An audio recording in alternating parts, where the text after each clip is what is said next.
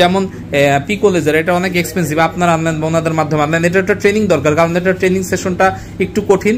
তো এই ব্যাপারে ইঞ্জিনিয়ার সাহেব, ইঞ্জিনিয়ার রায়হান সাহেব, আপনি আমাদেরকে কি সুবিধা দিতে পারেন ট্রেনিং এর ব্যাপারে?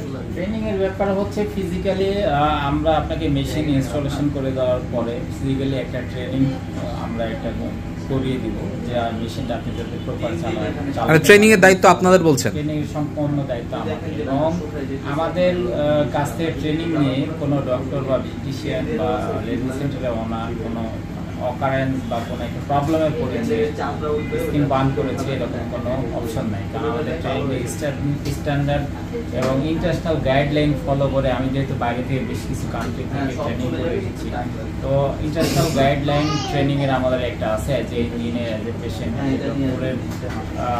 কী ধরনের ট্রিট করা উচিত, এই স্ট্যান্ডার্ডটা ফলো করে আমরা ট্রেন আপ করি। সো এইখানে আসলে কোনো মানে ল্যাকিং এর জায়গা আমরা রাখি। আচ্ছা, স্ক্রিনে তো আপনার নাম্বারটা দাও, এই নাম্বারে আপনাদের হোয়াটসঅ্যাপ করলে কি আশানুরূপ রেজাল্ট পাওয়া যাবে? জি, আমাদের হোয়াটসঅ্যাপ 24 আওয়ার করে রাখবেন, অফিস আওয়ারে আমরা রিপ্লাই দিব।